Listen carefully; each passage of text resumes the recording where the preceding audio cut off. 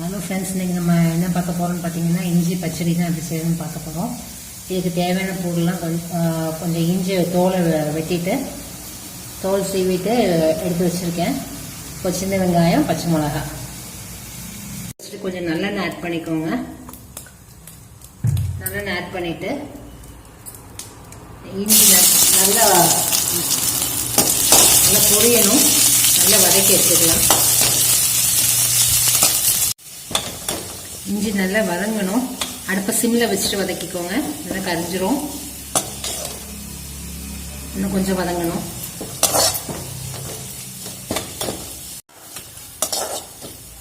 இஞ்சி நல்லா வதங்கிருச்சு. இந்த அளவுக்கு நல்ல ப்ரௌன் கலராக வர வரை வதக்கி எடுத்துக்கோங்க. தோல் நல்லா சுருங்கணும். இதை எடுத்து ஒரு பாத்திரத்தில் மாற்றி வச்சுக்கோங்க. அப்புறம் இதே எண்ணெயில் கொஞ்சம் சின்ன வெங்காயம் போட்டு வதக்கிக்கணும். சின்ன வெங்காயத்தை ஆட் பண்ணிக்கோங்க. இன்னும் நல்லா வதங்கணும், நல்லா வதக்கி எடுத்துக்கலாம். சின்ன வெங்காயம் நல்லா இந்த அளவுக்கு வதங்கினா போதும். இதே எடுத்து மாற்றிட்டு இதே எண்ணெயில் கொஞ்சம் பச்சை மிளகா மட்டும் போட்டு வதக்கி எடுத்துக்கலாம். இதே எண்ணெயில் இந்த கொஞ்சம் பச்சை மிளகா மட்டும் சேர்த்துட்டு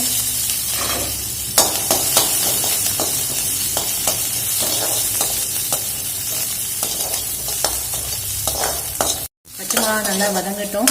நல்லா வதங்கினதுக்கு அப்புறம் நம்ம ஏற்கனவே வதக்கி வச்சுருக்க இஞ்சி வெங்காயம் இந்த பச்சை மிளகா சேர்த்து ஆற வச்சுட்டு மிக்ஸி நல்லா மையா பேஸ்ட் மாதிரி அரைச்சி எடுத்துக்கோங்க.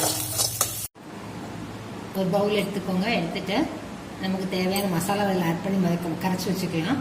கொஞ்சோண்டு மஞ்சள் பொடி, நம்ம ஏற்கனவே பச்சை மிளகா ஆட் பண்ணியிருக்கோம். ஸோ உங்கள் காரத்துக்கு தகுந்த மாதிரி வத்தப்பொடி ஆட் பண்ணிக்கோங்க. நான் இங்கே 1/2 ஸ்பூன் வத்தப்பொடி ஆட் பண்ணுறேன்.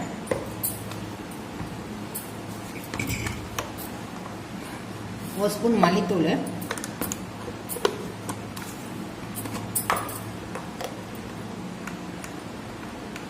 1/2 ஸ்பூன் சாம்பார் பொடி,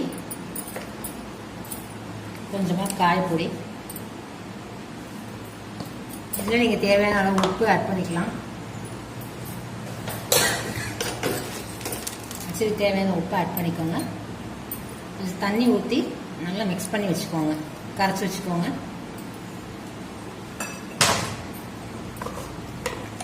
நல்லா கட்டி இல்லாமல் கரைச்சி வச்சுக்கலாம்.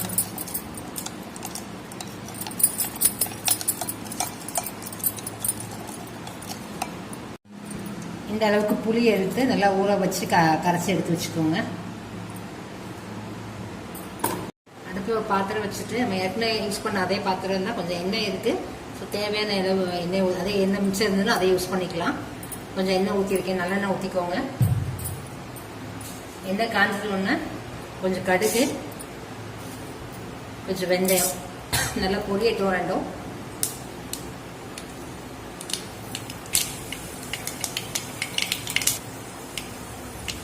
நம்ம எப்பயும் கரைச்சி வச்சுருக்கோம்ல வத்தப்பொடி, மல்லிப்பொடி, சாம்பார் பொடி, மஞ்சள் பொடி, காயப்பொடி, இது எல்லாத்தையும் இதில் சேர்த்துக்கலாம். சேர்த்து நல்லா கொதிக்கட்டும்.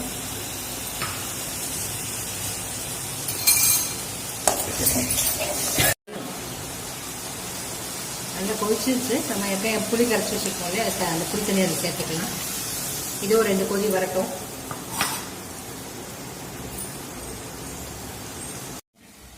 நம்ம ஏற்கனவே வதக்கி ஆற வச்சுருந்தோம்ல இஞ்சி, சின்ன வெங்காயம், பச்சை மிளகா, இந்த 3ஐயும் நல்லா அரைச்சி எடுத்துகிட்டு வந்திருக்கேன். இந்த மாதிரி கொஞ்சம் குறப்பாக அரைச்சா போதும், ரொம்ப மையாக அரைக்க வேண்டாம்.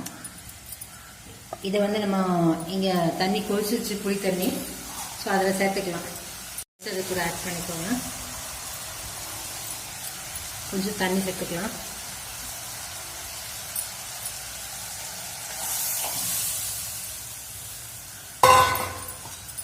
இது ஒரு 5 நிமிஷம் கொதிக்கட்டும். கொதிச்சோம்னா கொதிச்சு எண்ணெய் பிரிஞ்சிடும், நமக்கு இஞ்சி பச்சடி ரெடி ஆகிடும். நல்லா வதங்கிடுச்சு. இந்த கொஞ்சம் எண்ணெய் பிரிஞ்சு வரணும். ஸோ இந்த டைமில் நீங்கள் என்ன ஆட் பண்ணிக்கலாம், ஒரு சின்ன துண்டு வெல்லம் ஆட் பண்ணிக்கலாம். நான் கொஞ்சோண்டு நாட்டு சக்கரை எடுத்து கொஞ்சோண்டு ஆட் பண்ணுறேன். ஆட் பண்ணிட்டு மிக்ஸ் பண்ணிவிட்டு ஒரு 2 நிமிஷம் வெயிட் பண்ணிங்கன்னா எண்ணெய் பிரிஞ்சு வந்துடும். அவ்வளோதான், ரெடி ஆகிடும்.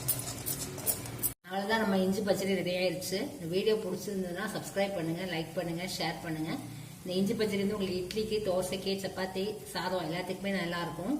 ஒரு 4 நாள் வெளியே வச்சு கூட சாப்பிடலாம். நல்லா கெட்டு போகாது, நல்லா இருக்கும். செஞ்சு பாருங்க, எப்படி இருக்குன்னு சொல்லுங்க, கமெண்ட் பண்ணுங்க. தேங்க்ஸ் ஃபார் வாட்சிங்.